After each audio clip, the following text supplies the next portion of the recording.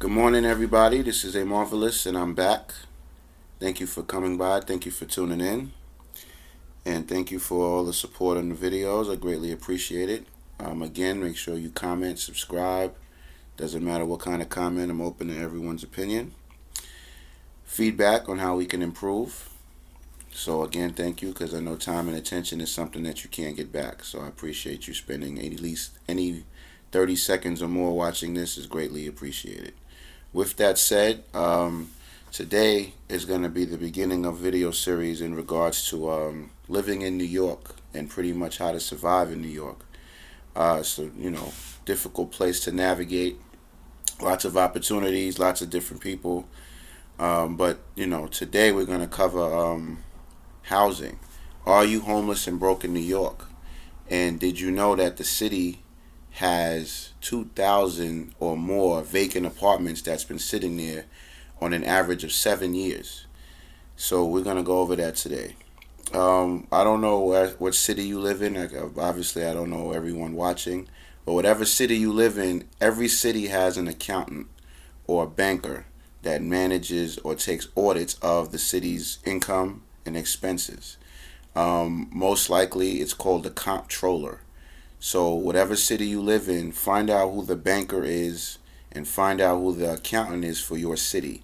Because cities, just like countries, just like individuals, just like businesses, have to make revenue.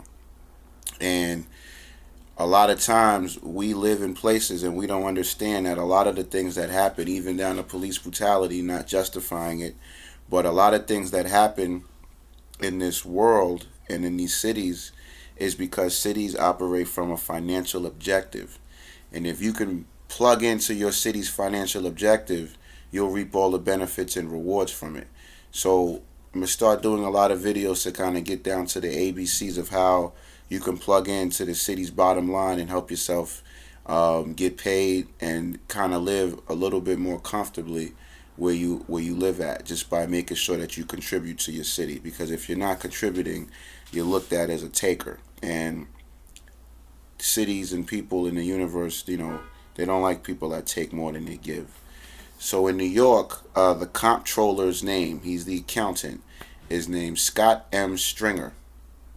And I was looking at a report about Scott M. Stringer, and he was doing an audit of New York City Housing Authority. And he said some interesting things in this video. I'm just going to read a few just so you can see the lost opportunities that are happening in New York primarily. He said 270,000 New Yorkers are on waiting lists to get into New York Housing Authority apartments. 2,000 of those apartments in all of New York City from the New York Housing Authority are identified as vacant. That means no one lives there, vacant. Out of those 2,000 plus apartments, 82 apartments have been vacant for 3 years or more. 79 apartments have been vacant for 7 years or more. That's crazy. So New York now has a ridiculous homeless crisis. So how is there a homeless crisis when you have vacant apartments that have been sitting there for at least 3 years, 7 years on average? That's insane. So what's that mean? It means that the average person doesn't know where their resources are. They don't know how to live in their city. So this video is to pretty much educate. The purpose of this video is to start getting people in the mode of finding out how your city operates. It doesn't matter if it's New York. You can be in Houston, Chicago, Los Angeles. Your city has a bottom line, and that is to make money. If you help your city make money, I can almost promise you, you will be protected and you will be heralded as a champion. And anything you ask for, you'll pretty much be given. So the way to turn around things like homelessness is first to provide information to individuals like yourself that are watching and kind of take those baby steps to start asking questions. Most people want to solve a problem and dive right into it without thoroughly understanding what it is. And the first step to solving a problem is identifying the problem and then asking the questions. So we identified the problem. It's a nationwide problem, but if you live in New York, wages are less. the Bronx has the highest increase in has the highest percentage of decrease in unemployment, but wages aren't increasing anywhere in New York City other than Manhattan. So the first step is identify the problem. We identified the problem. People are broke. People are homeless. People need housing. That's the problem. Second, ask the questions. Where can we go to find out about these vacant apartments? Where can we find out about this money that the city does have to solve these problems? And the city will give those people money that have solutions to solve this problem. They will open up their pocketbooks and give it to you if you have a bona fide solution. So, who do we contact? First, the New York City Housing Authority. They have Twitters, they have Facebooks, they have a number. If enough people ask the same questions and are serious about it, you will start to see a result. So I suggest the first thing we do is contact New York City Housing Authority and say, listen, what's going on with these vacant apartments? Second, if you live in New York, you know this year has been election season all throughout the different time frames. So anytime someone hands you a flyer, you now have something to ask them. Normally, when we are walking through these neighborhoods, people want to solicit us to vote. They want to solicit us to get on the election bandwagon, and we never know what the hell to ask them. Now you have something to ask them. If you're broke, if you're in trouble with housing, about to face eviction, or you're homeless, and you receive a flyer or somebody getting you to vote or pushing a congressman, say, did you know that the New York City Housing Authority has 2,000 vacant apartments? I want to know what's up with that. So if you want me to vote for you, I need to know what number I should call to ask about this. Second, same situation. You need to say, listen, did you know that in New York, wage is not increasing anywhere but Manhattan because of the finance sector? So I need to make a higher wage. So if I'm going to vote for you, I need to know that this issue is addressed. Who can I speak to make this happen? These are the things that we need to ask. We need to get familiar with the comptroller. The comptroller is an independent watchdog. He's there to help you. He's there to help us. Most things in this city cannot get signed off unless it's by the governor, the mayor, and the comptroller. The comptroller is the individual watchdog that's responsible for auditing the city, accounting the city, and looking at its expenses and its revenue. That's it. It's about making money and losing money.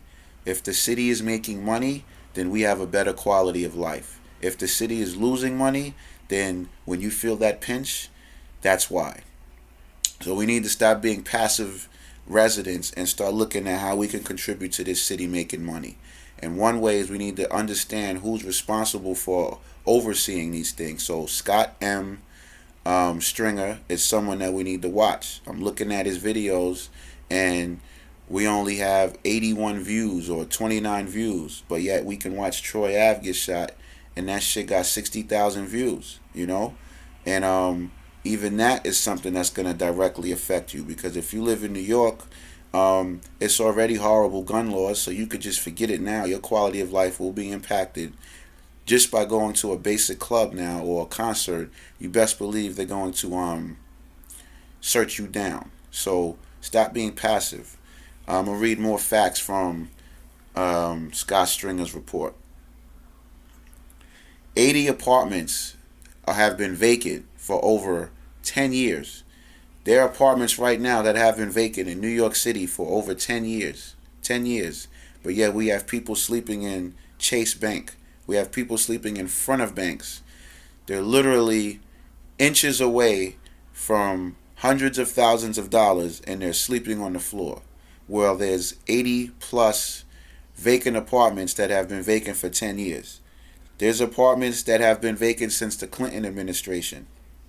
20 years. Bill Clinton, New York has apartments that have been vacant since Bill Clinton was in office. But yet there's a homeless problem and people are broke. This cost the city $8 million in lost rent.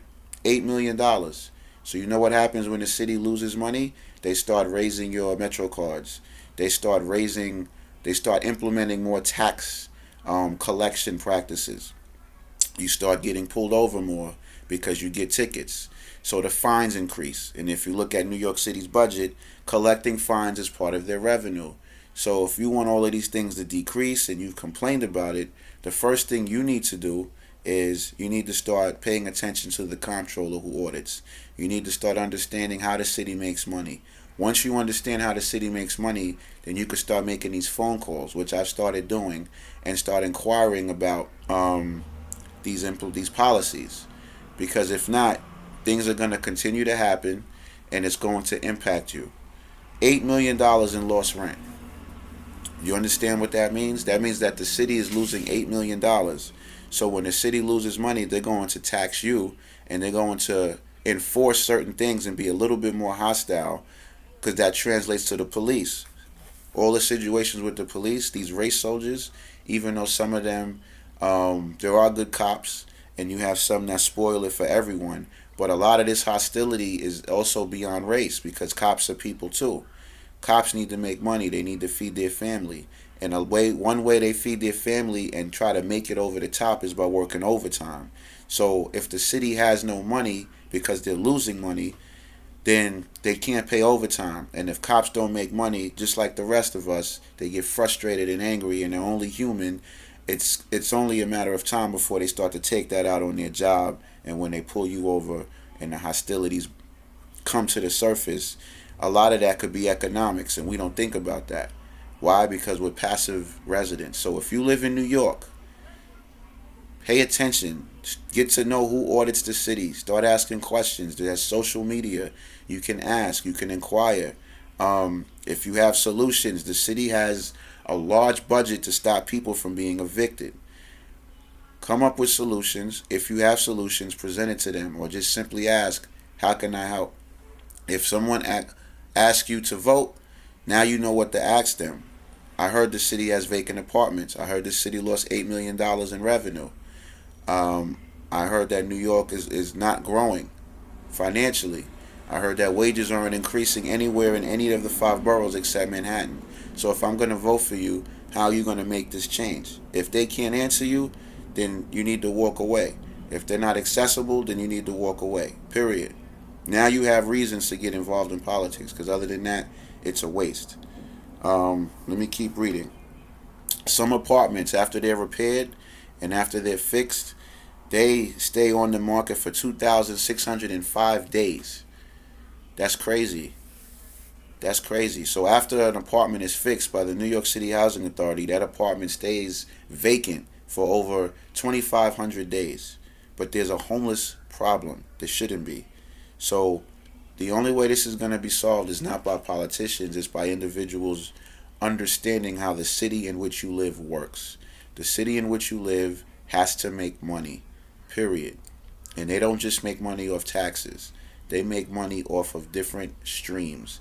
And if they start losing money on those different streams, guess who's going to be the first ones to come and make up for that loss? It's going to be the residents of that city.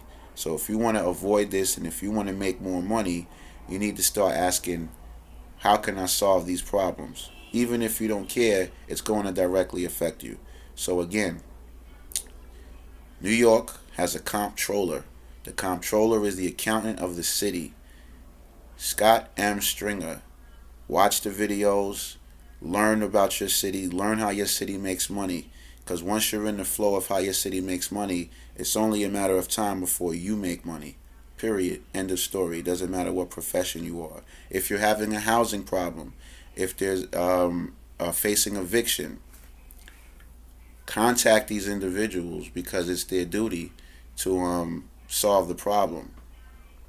Period. So I'm gonna make more videos in terms of how to survive in your city, especially New York, understanding the bottom line of the city so you could be more in harmony. And then that's pretty much it. So I wanted to make this, the point of this video is basically to say the first step to solving any problem you have in the frustrations in this city in New York is to first identify it, which it smacks us in the face. The second is to know who to contact. I'm giving you two references, two sources. The comptroller, New York City Housing Authority. Pay attention to that. Look at the videos. understand it, and then you'll see how your city operates. After that, make contact and inquire about these vacant apartments that are just sitting there, because it's all right. So with that said, we keep it brief. Thank you for tuning in. I greatly appreciate it. And even if you're not in New York City, if you're in Chicago and Los Angeles, every city has to take an audit. Find out how much money your city made and how much money your city lost. And when you see that, you will see that has a direct correlation to any kind of fares that's hiked, any kind of new policies. Is simply because the city has lost money. So we need to shift from just being regular citizens and ask ourselves, how can we make the city more money? And there's money sitting in these cities that are waiting for people to solve the problem. They will give you money. So we'll cover those in other videos. So this is just the beginning. So with that, I appreciate it. Thank you for your time, and I hope you have a wonderful day. Peace.